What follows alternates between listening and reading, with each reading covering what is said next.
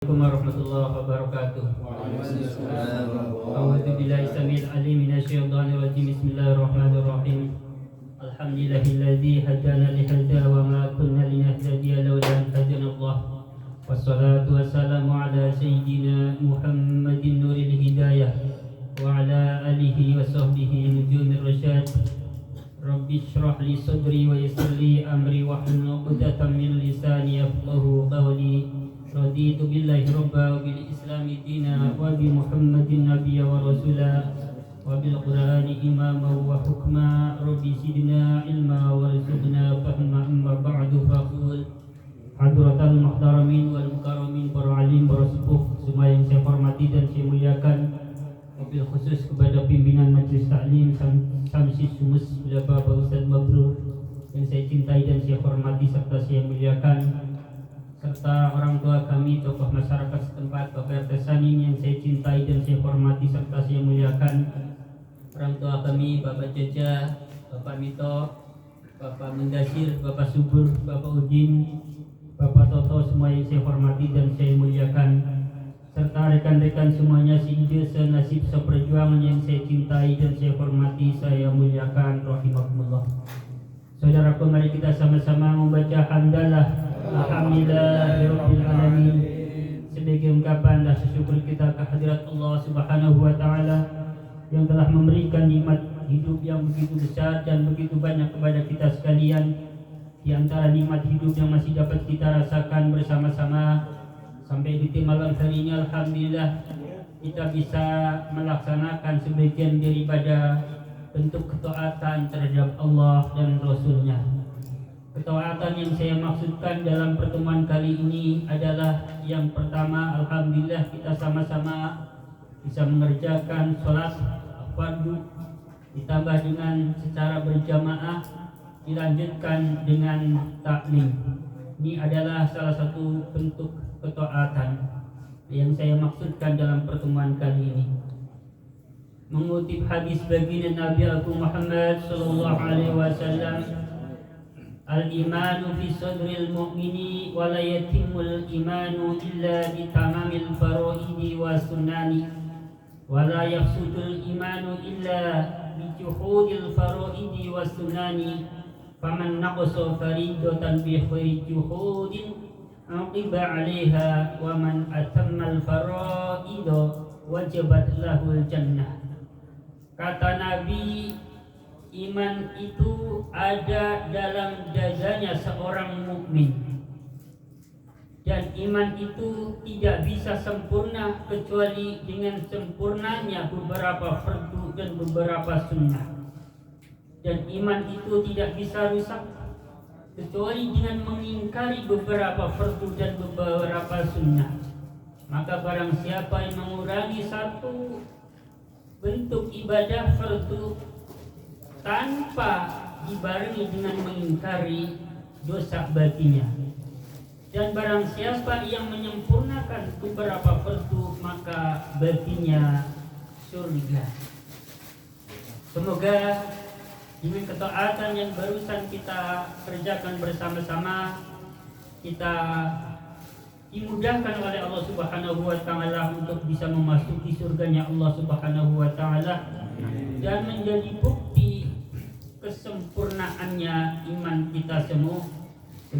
Sebab salah satu cabang keimanan adalah mencari ilmu pengetahuan. Jadi mencari ilmu pengetahuan itu adalah cerminan orang yang beriman. Orang yang beriman mesti tidak boleh berhenti mencari ilmu pengetahuan, sebab mencari ilmu pengetahuan merupakan salah satu cabang keimanan. Jadi dengan kata lain, mencari ilmu pengetahuan cerminan orang yang beriman. Selanjutnya salawat serta salam semoga tersanjungkan atas baginda Nabi Agung Muhammad sallallahu alaihi wasallam. Saudaraku rahimakumullah, mari kita sama-sama lanjutkan pembahasan kita dalam ilmu fikih, masih seputar pembahasan tentang sholat Jumat serta khutbahnya.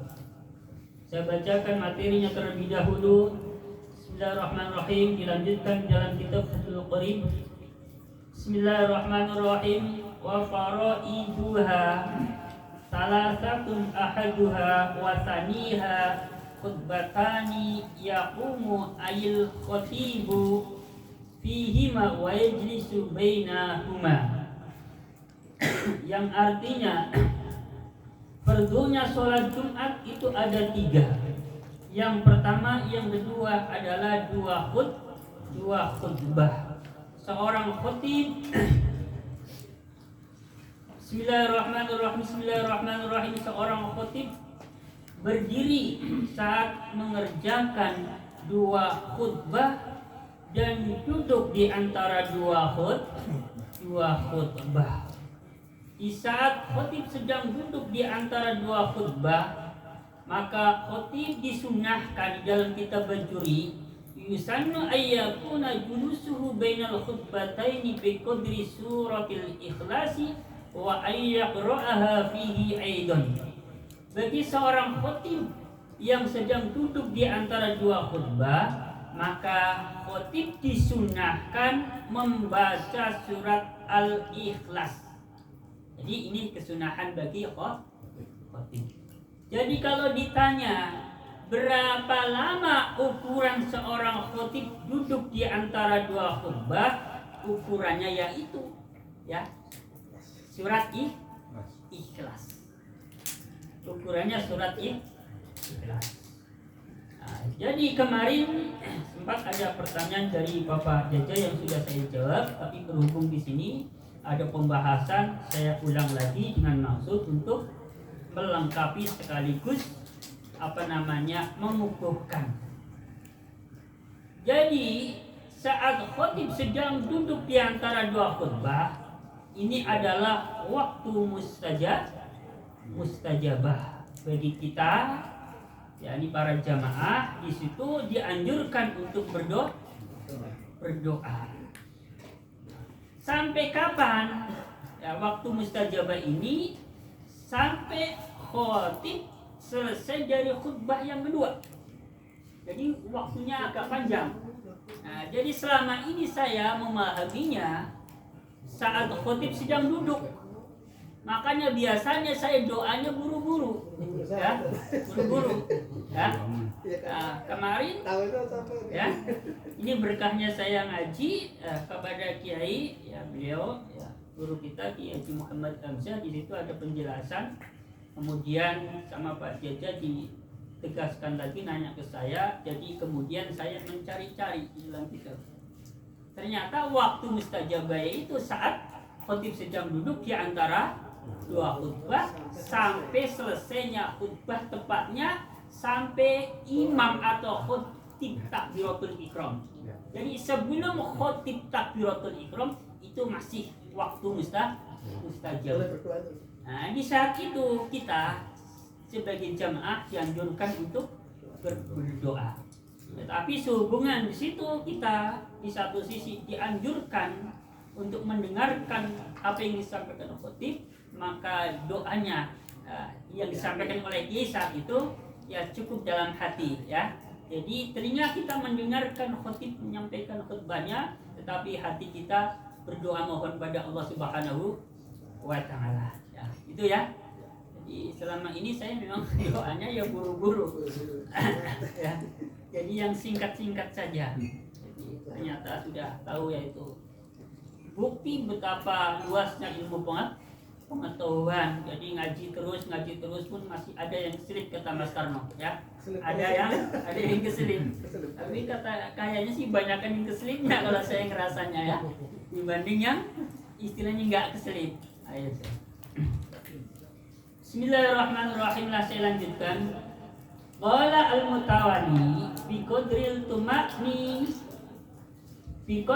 tuma'niniyati baina sajdataini.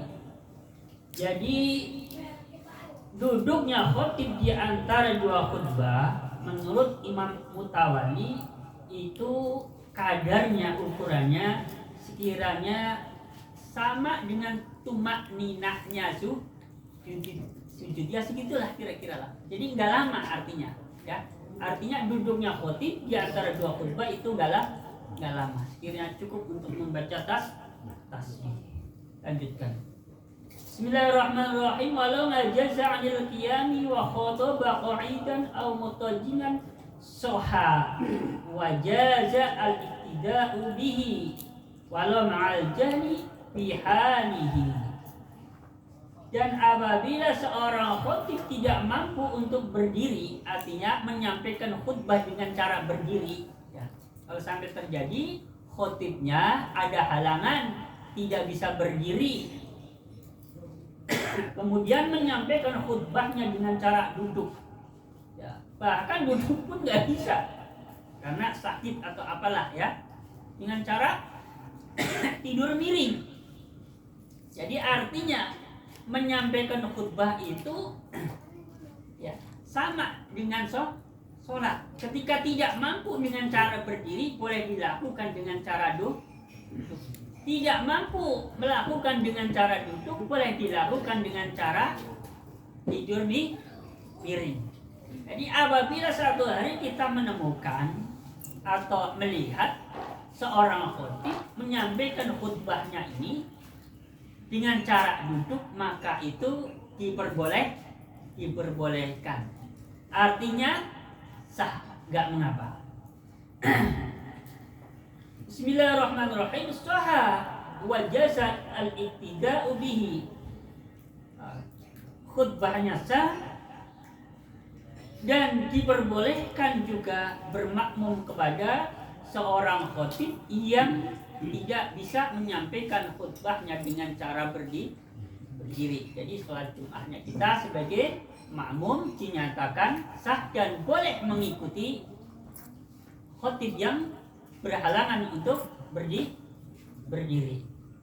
Sekalipun kita sebagai jamaah tidak mengetahui keadaannya khotib, artinya sebelumnya kita tidak mendapatkan informasi bahwa khotib tersebut sedang berhalangan, tidak bisa berdiri, nggak ada informasi apapun. Tiba-tiba kok kita melihat kok khotibnya nggak berdiri ya, dari awal sampai akhir kok duduk, nggak apa-apa, ya. Sekalipun sebelumnya kita tidak dapat informasi bahwa khotibnya tidak bisa berdiri, nggak apa-apa. Jadi khutbah sembari duduk itu nggak apa-apa. Bismillahirrahmanirrahim. Wa haitsu khataba qa'idan fasil bainal khutbataini bisaqtatin. Maka apabila seorang khatib menyampaikan khutbahnya dengan cara duduk, untuk memisahkan di antara dua khutbah itu dengan cara saktah, dengan cara diam. Kalau khatib menyampaikan khutbah dengan cara berdiri, kan pemisah antara dua khutbah itu duduk. Nah, bagaimana dengan khatib yang menyampaikan khutbah dengan cara duduk? Pemisahnya di antara dua khutbah itu apa? Pemisahnya adalah saktah, diam sejenak. Ya, ini untuk memisahkan antara khutbah yang pertama dan khutbah yang kedua. Ini barangkali materi yang saya sampaikan terkait dengan masalah fardunya sholat Jumat dan apa tadi berkaitan dengan khutbah. Kemudian saya akan menjawab pertanyaan dari saudara kita Bapak Jaja. Saya bacakan materinya sekaligus sebagai jawaban. Saya membacanya di jalan Kitabul Fiqh alal Madzahibil Arba'ah, kitab fikih yang menjelaskan 4 mazhab. Pertanyaan dari Bapak Jaja kemarin, bagaimana dengan sholat fajar? Ya, apabila seseorang takut ketinggalan sholat berjamaah, kata beliau pernah mendengarkan keterangan bahwa diperbolehkan nanti sholat fajarnya dikerjakan setelah sholat subuh. Kemarin saya tidak langsung menjawabnya. Saya baca terlebih dahulu ya Pak Jaja biar mantap ya.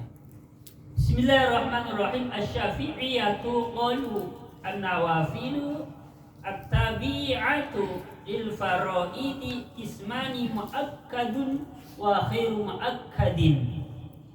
Madhab Syafi'i berpendapat sunnah-sunnah yang mengikuti sholat fardu itu terbagi menjadi dua bagian. Jadi sunnah-sunnah yang mendampingi sholat fardu atau mengiringi, ya, dengan kata lain sebelum atau sesudah sholat fardu itu dibagi menjadi dua bagian. Bagian yang pertama ini sunnah muakkadah. Bagian yang kedua sunnah khairu muakkadah. Artinya muakkadah yang dikukuhkan, yang sangat-sangat dianjurkan. Yang khairu muakkadah yang tidak begitu dianjurkan. Ya sunnah lah, tapi enggak begitu ditekankan. Ya, ada dua bagian. Amal muakkadu fa huwa rakaatul fajri. Adapun sholat sunnah muakkadah yaitu 2 rakaatnya sholat fajar. Ya, 2 rakaatnya sholat fajar ini termasuk sholat sunnah muakkadah, artinya yang sangat-sangat dianjurkan. Wa waktuhuma waktu sholatis subhi. Waktunya yaitu di waktunya sholat subuh. Jadi waktunya sholat fajar yaitu adanya di waktu sholat subuh. Kapan itu waktu sholat subuh? Wa huwa min tulu'il fajri as-shadiqi ila tulu'i syamsi. Waktunya sholat subuh yaitu dimulai dari terbitnya fajar shadiq sampai terbitnya matahari. Itulah waktu sholat subuh. Di situ waktunya sholat 2 rakaat fajar. Terus wa yusannu taqdimuha ala sholati subhi illam yakhaf fawati waqti subhi aw fawati sholatihi fi jama'atin.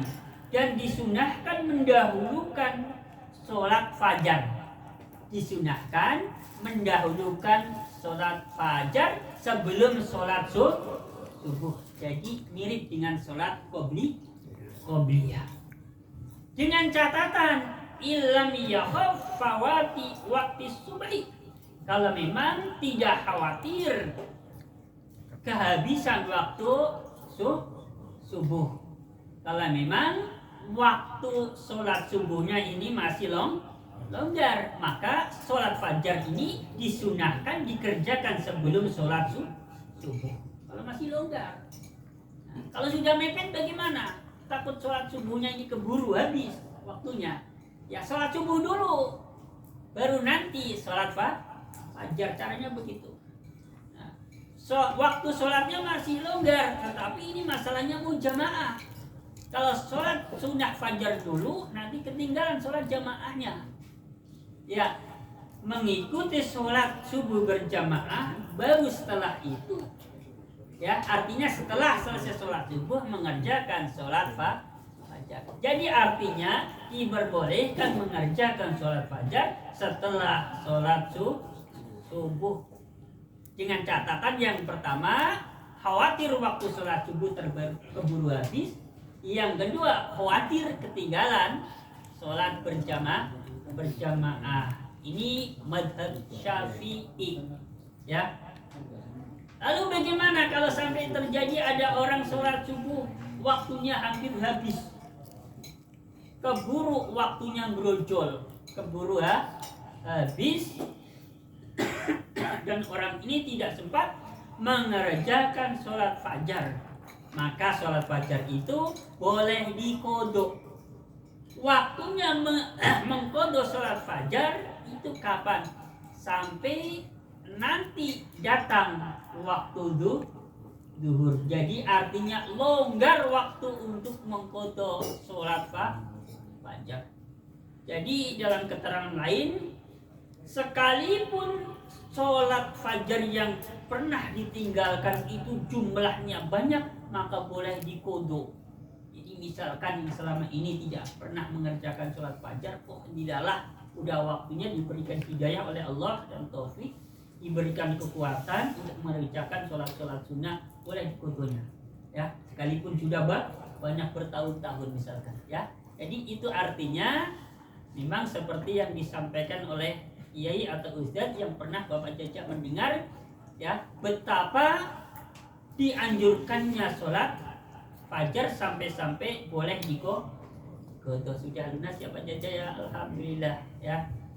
Kemudian pertanyaan dari saudara kita Bapak Subur kemarin, ya, rodo susah, tapi alhamdulillah berkahnya sabar Pak Subur, akhirnya ketemu juga Pak Subur. Pertanyaannya begini, kemarin saya bukan syak lagi, tetapi memang betul-betul belum tahu, ya, belum tahu. Pertanyaannya, apa alasannya sholat fardu yang di siang hari seperti zuhur dan asar kok dikerjakan secara sir, sedangkan sholat fardu yang dikerjakan di malam hari yakni maghrib, isya dan subuh kok dikerjakan secara jahar. Jadi saya membacanya di dalam kitab Bajuri, ini kitabnya, pada halaman 167 di dalam bab, nama babnya di sini sunnah hay'ah. Ya, ini panjang penjelasannya. Jadi ceritanya begini, di zaman Nabi SAW, ketika Nabi sholat, nah di situ membaca Al-Quran yang namanya Fatihah, kan Al-Quran, suratan juga Al-Quran. Jadi orang-orang kafir itu kalau mendengar Al-Quran dibacakan di dalam sholatnya Nabi SAW beserta para sahabat, ini orang-orang kafir biasanya mencaci, mencela. Yang dicela siapa? Yang dicela man anzalahu, yang menurunkan Al-Quran dan orang yang mendapatkan wahyu berupa Al-Quran. Ya Allah dan Rasulnya semua dicela oleh orang-orang kafir. Nah, itu satu alasannya. Nah, kemudian di waktu sholat subuh itu waktu-waktu di mana orang-orang kafir sedang tertidur pulas. Maka di situ dianjurkan untuk membaca secara jahar. Jadi dengan kata lain, nyimpeklah, mumpung orang kafir lagi pada tidur, udah dijaharin aja. Kan nggak ada yang nyela. Orang mereka pada tidur, itu alasannya Pak Subur. Kemudian bagaimana dengan sholat isya? Sholat isya juga begitu, mereka sedang pulas tidur, udah nggak apa-apa, dijaharin lah, nggak ada yang nyela, nggak ada yang mencaci, nggak ada yang ngancem-ngancem, ya, nggak ada yang mencela. Kemudian kalau ada pertanyaan, bagaimana dengan sholat maghrib kok dibaca jahar? Karena di waktu maghrib mereka orang-orang kafir ini sedang sibuk dengan acara makan malam, kan nggak sibuk mencela. Jadi nggak sempat memperhatikan orang-orang lagi sholat. Biarlah mereka sedang sibuk dengan makanannya, maka dibaca dengan jahar. Itu alasannya Pak Subur. Ya, tidak puas. Itu. Ya, alhamdulillah berkatnya sabar. Saya sabar, Pak Subur sabar, ya. Kemudian bagaimana dengan sholat zuhur dan sholat asar? Kok dibaca sir? Karena mereka orang-orang kafir saat itu, walamma kanu musta'idina lil idai fi waqti zuhri wal asri tuliba al israru fihima. Saat itu orang-orang kafir sedang siap siaga, sedang terjaga, siap-siap untuk mencela Nabi dan para sahabat apabila sampai kedengaran membaca Al-Quran. Maka di situ dianjurkan membacanya dengan bacaan sir. Jadi bahasa kita nyimpe, bahasa Jawanya. Ya, mereka lagi pada terjaga, mereka pada siap-siap lah. Udahlah, pelan-pelan aja lah, biar nggak kedengeran. Jadi saat itu sholat ini pakai nyimpe. Jadi kalau zaman sekarang yang nyimpe ini yang nggak sholat. Ya, nyimpe apa? Ngumpet, ya, itu nyimpe. Jadi alhamdulillah 2 pertanyaan sudah saya jawab. Insya Allah semua ada dasar, ada sumbernya, kitabnya jelas. Ya, insya Allah jawaban saya bukan semata-mata keluar dari pemikiran saya, Padahal kalau saya mau jawab dengan pikiran saya nih Pak Subur, jawaban saya karena di siang hari panas, jangan kenceng-kenceng bacanya. Padahal untuk otak saya begitu. Sebenarnya kalau saya mau jawab pakai otak bisa Pak Subur, tapi saya takut ya. Sebab Abu Hafiz An-Naisaburi ini pernah berkata, al-alimu huwallazi yakhafu 'inda as-su'ali ayyuqala lahu yawmal qiyamati min aina ajabta.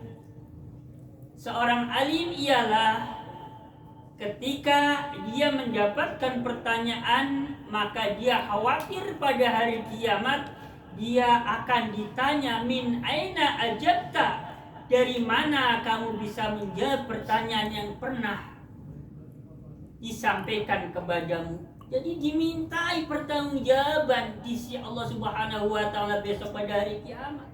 Ya. Jadi jangan sembrono ya. Menjawab satu pertanyaan ada pertanggungjawabannya kamu bisa jawab itu dari mana sumbernya, Mal? Yang asal lah. Menurut saya, menurut hemat kami, mereka nggak tahu ini. Gitu sebenarnya beres ya. Sebenarnya beres, nggak usah dijadiin PR ya. Bismillahirrahmanirrahim. Jadi sedikit ini